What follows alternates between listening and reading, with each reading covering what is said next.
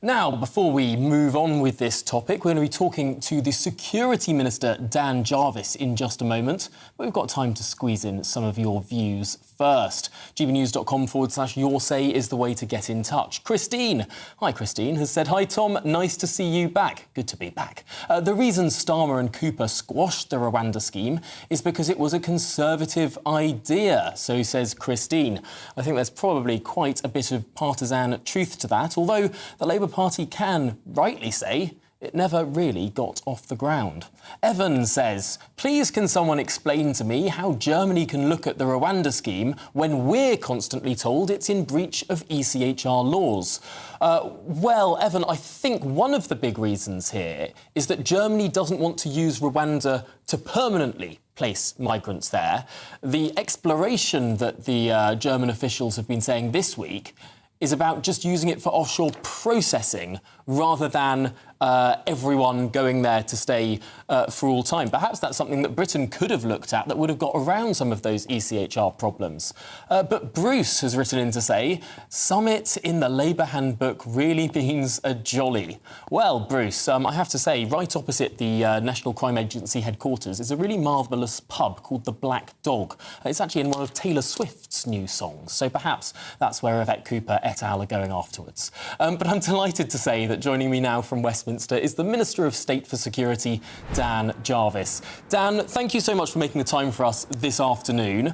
Is yet another summit really what's needed here? Well, good afternoon, Tom. This is an important drawing together of senior ministers chaired by the Home Secretary, but with the Foreign Secretary, the Attorney General, and with operational partners, the intelligence services, the National Crime Agency, Border Force, and representatives from the Ministry of Justice, to look very carefully at the work that we are doing to tackle the vile criminal networks that are smuggling, trafficking people across the Channel on a regular basis. This is a big priority for the government. We've inherited a situation, frankly, of chaos, where there wasn't the focus, there wasn't the resource, there wasn't the arrangements in place to tackle the problems upstream.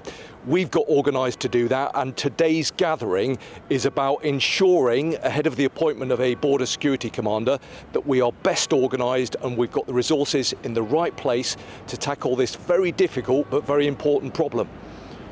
The Home Secretary, when she got into office, said that she would appoint such a commander immediately.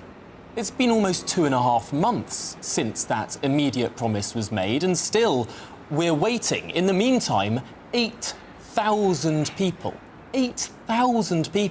have crossed the English Channel just since this government got into office. It takes the total of this year to 22,000. And just this week, 12 deaths as well. Why hasn't this appointment happened already? Well, firstly, on your point about the deaths, every death is an absolute tragedy, and that's why we're working at pace to prevent people from having to make this most perilous of journeys. That's why we're in the process of appointing a border security commander, and you will see an announcement about that in the near future. It's an important role because what it will do is coordinate all of the activity to tackle these vile criminal networks upstream. It's incredibly important that we draw together all of the resources of government, but critically, we need to work cooperatively with our neighbours, both in Europe, but also internationally as well. We are not going to solve this problem from the UK. What we need to do is have very good working relationships with colleagues in Europe, particularly with France, but with other countries as well, but also internationally. Look at the work that the National Crime Agency have just done recently with Bulgaria. 40 small boat engines have been seized. That means that there are 40 small boats that will no longer be making the crossing. That's around about 2,400 people not making the crossing who otherwise would have done. Look at the work that we've been doing in Libya, working with the Libyan police force. Is less seaworthy vessels and more people. The same number of people are in Calais, the same number of people want to come across, but if they have fewer boats on which they can come across, perhaps less seaworthy boats on which they can come across. I mean, if you're just attacking the boats, the people are still there, the people still want to come. You've got no deterrent for the people. Doesn't that mean more deaths? the focus needs to be and is on the vile criminal networks that seek to traffic people from right around the world.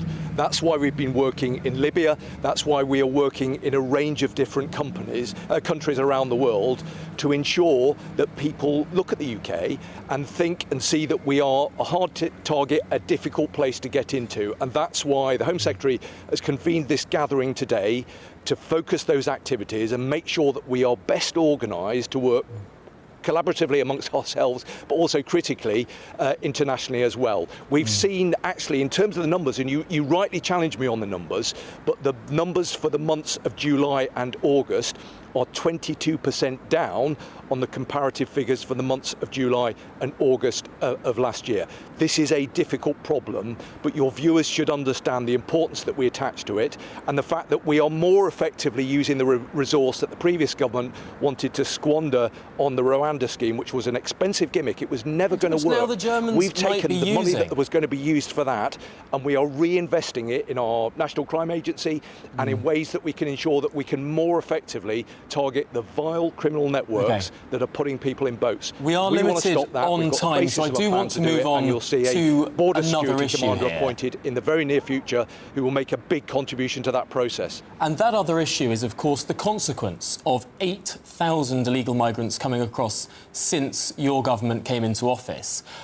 Because these migrants have to go somewhere while the processing takes place. You've closed down the Bibby Stockholm barge. You're announcing you're closing down RAF Scampton. You want to close down the hotels as well. If migrants can't go on barges, they can't go in disused RAF bases, and they can't go in hotels, where are these people going to go? Well, none of the things that you've just mentioned represented good value for taxpayers' money. We've inherited a situation where we've got a cohort of 100,000 people who haven't properly been processed by the previous government. They didn't focus on processing the asylum returns, and instead all of the eggs went into the Rwanda basket, which was ultimately a kind of a failed process. So what we've done is reinvest that resource more effectively. So we're in the process of getting 1,000 more caseworkers so that we can much more effectively process those who've made claims for asylum. Where those claims are successful, we'll be providing accommodation for those people in the normal way, but where they are not successful, those people will be returned. Minister, you spoke through those words pretty quickly there. You'll be providing accommodation for those people in the normal way. You're going to be putting them in council houses. No. The point I was making is that we've inherited a situation where the previous government effectively stopped the processing of those who've made asylum claims. And that meant we had this perma backlog of 100,000 people, some of whom were accommodated in hotels at huge expense to the taxpayer. That is not the way to process people's asylum claims. But we've established you're not going to be putting people in hotels 1,000 more caseworkers or RAF bases or barges. You say they're going to be accommodated in the normal way, those that are approved, and we assume that the vast majority of these people are going to be approved. That's all of the indication from your government to this point. No, that's not what I said, Tom. The point that I made was that where people had been processed through the system, and that wasn't happening before, they will either be returned or, if their asylum claim is successful, then they will be processed in the normal way. The problem that we've well, not necessarily. Let's see where we get to. We have 90% the point I'm seeking approval to make rates is for that these, we've inherited a moment. backlog of 100,000 people. The previous government didn't invest the resource in the right place in order to process the claims. We've refocused that resource on a scheme that wasn't going to work in order to get 1,000 more caseworkers so we can actually do the work of processing these claims.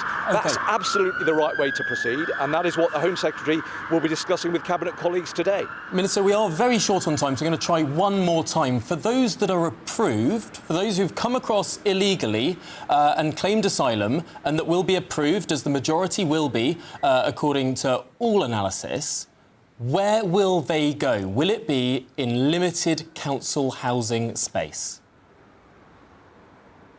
Well, I don't accept the premise of your question on the assumption that the majority will be approved. There's a process in place. We need to begin that process of looking carefully at the asylum claims. Where they are unsuccessful, then people will be returned, and that's why we've been working very hard to get returns agreements in place. But Britain has a system which currently is not working. That's what we've inherited. There was the Rwanda scheme, an expensive gimmick. I'll give you, Minister, I'll give you some ground on this one. Home Secretary is marshalling that effort across government so we can actually make it work. Asylum seeker is approved. Where does that individual go? I'm not even going to claim it's going to be the 100,000. I'm not going to claim, as most experts do, it will be 90,000 or above. Let's say one. Where would that individual go? Would it be in a council house? Well, arrangements will have to be made to accommodate people who successfully are processed through the asylum arrangements.